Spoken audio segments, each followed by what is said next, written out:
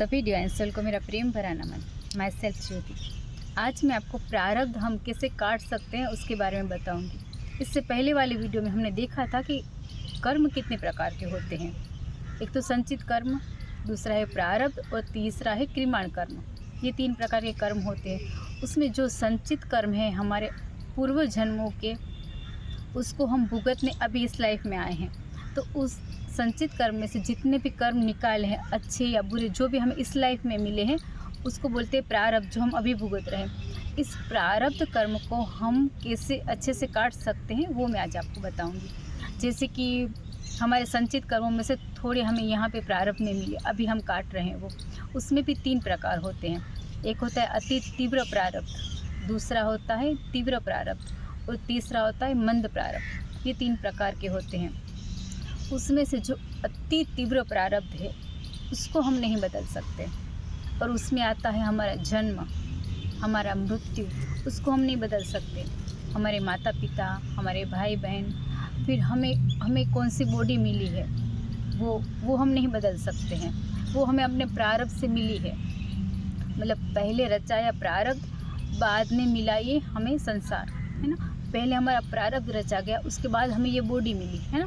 उसके बाद ये सब तय हुआ हमारा, तो वो हम नहीं बदल सकते। अगर कोई खरगोश आए और मुझे बोले कि नहीं, सॉरी मुझे नहीं, मतलब वो ऐसे बोले कि मुझे तो मनुष्य बनना है ये सब, तो उसके प्रारब्ध में मनुष्य बनना नहीं लिखा, तो वो चेंज नहीं हो सकता। वो अति तीव्र प्रारब्ध में आता है, तो वो चेंज नहीं होगा।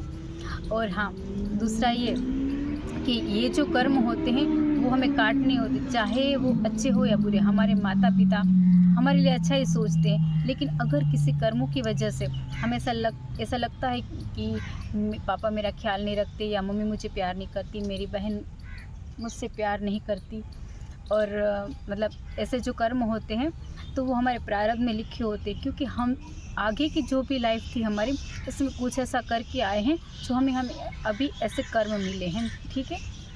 उसको हम नहीं बदल सकते हैं।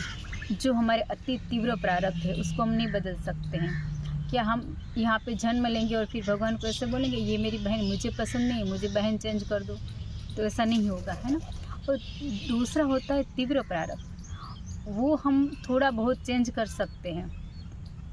जैसे कि अगर हमारी करियर में हमें प्रॉब्लम आ रही है, ठीक है, तो हम उसके हिसाब से करियर में हम अपना डिसीज़न ले सकते हैं। मतलब हमें फ्री विल मिला हुआ है यूनिवर्स की तरफ से कि हम अच्छे भी कर्म कर सकते हैं, बुरे भी कर्म कर सकते हैं। जैसे कि अभी मतलब कोई जाता है, फिर मतलब पता है ना, वो एस्ट्रोलॉजर सब पूछते हैं मेरी शादी कब होगी, तो अब उसमें तो आपकी शादी के योग अभी नहीं है, 2 साल बाद है, ठीक है। लेकिन अगर आप ये करते हो, इतना काम करते हो, किसी का भला करते हो, किसी की शादी करवाते हो, आप उसमें सेवा करते हो, है ना, आप दान पुण्य करते हो, तो आपके ये अच्छे कर्म बनेंगे, इससे आपकी शादी जल्दी हो जाएगी। तो ये चीज़ें हम बदल सकते हैं थोड़ी बहुत। फिर किसी के करियर में प्रॉब्लम आ रही है, उसको जॉब नहीं मिल रही है, तो वो भी ऐसे अच्छे काम करके, किसी का भला करके वो हम चीज़ें कर सकते हैं।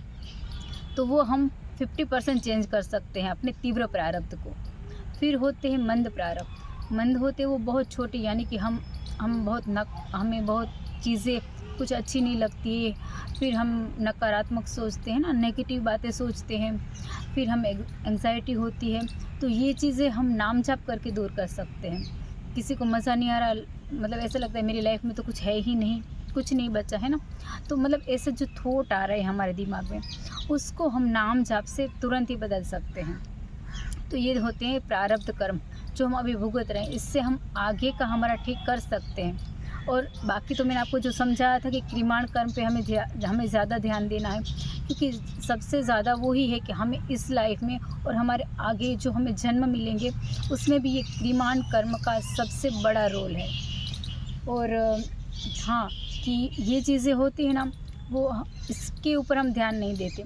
जो रियल होता है, जो रियलिटी है तो हमें क्या लगता है कि नहीं, मतलब हमने ये सोचा और हमारी ये बातें हो गई, है ना। और अगर ये सोचा और वो नहीं हुआ तो हम क्या करते हैं, ऐसा मतलब ये चीज़ें नहीं हुई तो हम ब्लेम करते हैं ना। जिस वजह से नहीं हुई उसके ऊपर हम ब्लेम करेंगे ना। अगर जॉब नहीं मिली तो आप लगेगा कि मतलब मैंने कुछ गलत कर दिया या इंटरव्यू में फ़ेल हो गया, मुझे ये आंसर नहीं आया, है ना? पर वो आपकी किस्मत में नहीं थी, इसलिए आपको नहीं मिली। पर फिर आप उसके पीछे भागते रहोगे तो उसका कोई मतलब नहीं है। और भगवान श्री कृष्ण ने भी गीता में कहा है कि हमें कर्म पे ध्यान देना है, फल की चिंता नहीं करनी है। अगर हमारी लाइफ में कोई है नहीं तो हम उसके पीछे भागते रहेंगे, भागते रहेंगे, भागते रहेंगे, अपना टाइम वेस्ट करेंगे, तो उससे कोई फ़ायदा नहीं है। जबकि हमें पता है ही नहीं कि वो हमारी किस्मत में है भी या नहीं, चाहे वो जॉब हो, कोई रिलेशनशिप हो, कुछ भी हो। अगर वो हमारी लाइफ में नहीं है, हमारे प्रारब्ध में नहीं लिखा, तो वो हमें नहीं मिलने वाला। इससे मैं आपको ये समझाना चाहती हूँ कि किसी भी चीज़ के पीछे भागना बंद कर देना चाहिए हमें, और सिर्फ हमें अपने कर्मों पर ध्यान देना चाहिए। जैसे कि अगर आपको ऐसा लगे कि हम ऐसा क्या करें जिससे हमारी लाइफ अच्छी हो जाए, है ना? तो उसमें आपको कुछ भी नहीं करना है। ज़िंदगी ना बहुत आसान है। भगवान ने इतनी सिंपल से हमें लाइफ दी है, लेकिन हम उसको ना सोच सोच के गलत जगह जाके गलत डिमांड करके हम उसको बिगाड़ देते हैं। वो हम अपनी ही वजह से, अपने कर्मों से ही बिगाड़ते हैं। भगवान ने सिर्फ इतना कहा है कि आपको जो काम दिया गया है ना? आपको जो काम दिया गया है, आपको जो ज़िम्मेदारी दी गई है, उसको आप अपनी अच्छी नीयत से उसको पूरी कर दो, है ना? ईमानदारी रखो, बस उतना ही करना है। अगर आप कहीं पे काम कर रहे हो, जॉब कर रहे हो, तो वहाँ पे आप ईमानदारी रखो। किसी का बुरा मत कहो, किसी का बुरा मत सोचो, है ना? अगर आप सिर्फ आपको इतना ही करना है और कुछ नहीं करना है, किसी का बुरा नहीं करना है ना? किसी का बुरा मत करो, किसी के बारे में बुरा सोचो भी मत। जो हम करते हैं वो हमें लौट के आता है, ये बात तो अब सबको पता चल गई होगी। इतना तो कर्म के बारे में आजकल सब जानते हैं कि जो करेंगे वो ही हम भुगतने वाले हैं, लेकिन सब इसके ऊपर ध्यान नहीं देते। सब पता सबको है कि हम जो करेंगे वो हम भुगतेंगे, फिर भी वो लोग करते ही हैं, क्योंकि उसको इतना ट्रस्ट नहीं है। अगर हम कहीं जा रहे हैं, हमने सुना कि कर्म का फल आज नहीं तो कल, है ना? तो कर्म का फल, अगर हम ये लाइन सुनते हैं, जैसा करेगा वैसा भरेगा, तो हमें अंदर से खुशी होनी चाहिए कि मैंने सबका अच्छा किया है तो मेरा भी कभी अच्छा होगा। अगर मन में ऐसे थॉट आए कि मतलब मैंने बुरा किया है तो मेरा भी तो बुरा होगा ना, अंदर से हमें तो पता है ना, हम चलो किसी को भी ना बताएं हमने क्या किया है, अच्छा किया है बुरा, किसी को भी ना बताएं, लेकिन हमारी आत्मा जानती है कि हम कितना बुरा कर रहे हैं, कितना अच्छा कर रहे हैं ना, उसको तो सब पता ही है। अगर एक चोर है, जैसे कि खड़ा है चोरी करके, सबको लाइन में खड़ा कर दिया है कि चोरी किसने की, यहाँ पे सब पूछ रहे हैं ना, तो जो चोर है उसके अंदर तो लग रहा होगा ना कि चोरी तो मैंने की है। बाहर किसी को भी नहीं पता, उसको पता होगा ना कि मैंने चोरी की है। बस इसी तरह से है कि हम जो भी कर्म करते हैं ना, हमें लगता है कि दूसरों को नहीं पता चलेगा तो कुछ नहीं हो सकता, है ना, तो मेरा कोई क्या ही बिगाड़ लेगा। लेकिन कर्म जो है वो सब जानते हैं हमारी, क्योंकि हमारी आत्मा जानती है उसमें ये सब स्टोर हो रहा है। अभी पता है ना, कई लोगों को अपने पिछले जन्म याद होते हैं, क्योंकि वो हमारे सबकॉन्शियस में सब चीज़ें पड़ी हुई है, वो मेमोरी। फिर कभी कभी सपनों में भी हमें दिखता है कुछ नया, मतलब बार बार कुछ चीज़ें दिखती है, तो वो सब वही चीज़ होती है। तो हमें बस इतना ध्यान रखना है कि हमें अपने कर्मों पर ध्यान देना है और कुछ नहीं करना है। बस इतना आप कर लोगे ना, आपकी लाइफ बहुत अच्छी हो जाएगी। और हाँ, जो मैं हर बार बताती हूँ कि आप पास की भी चिंता मत करो, मतलब जो हो गया उसको भूल जाओ। अब जो हो गया वो हो गया, उसको जाने ही दो, उसके बारे में सोचो ही मत। और फ्यूचर में क्या होगा वो आपको भी नहीं पता। अभी आप क्या कर रहे हो, ये क्या आपको पहले पता था कि मैं इस जगह पे हम रहते होंगे, या हमें इस जगह पे कोई मिलेगा, ये आपने कभी नहीं सोचा था। लेकिन ये चीज़ें हो रही है ना, जो आपको पता भी नहीं था, ऐसा हो रहा है। अब आगे भी क्या होगा ये भी आपको नहीं पता है कि आगे क्या होने वाला है, तो उसकी भी चिंता क्यों करनी हमें। अभी हमें प्रेजेंट में सिर्फ जीना है।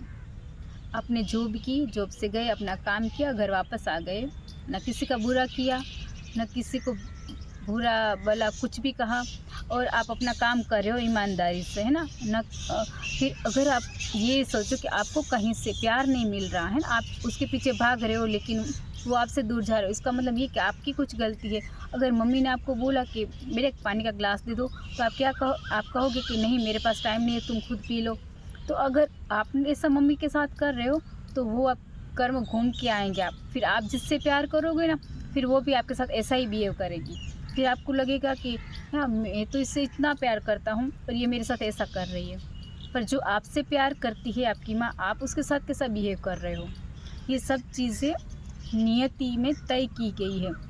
तो ये चीज़ें हमें सिर्फ जानने की ज़रूरत है कि हम जैसा देंगे ना, वापस हमें वैसा ही मिलेगा। तो हमें, अगर आपकी मम्मी ने पानी मांगा और आपने हाँ मम्मी मैं दे देता हूँ, बात ख़त्म, आपने दे दिया, तो आपको भी सामने से वही सब मिलेगा।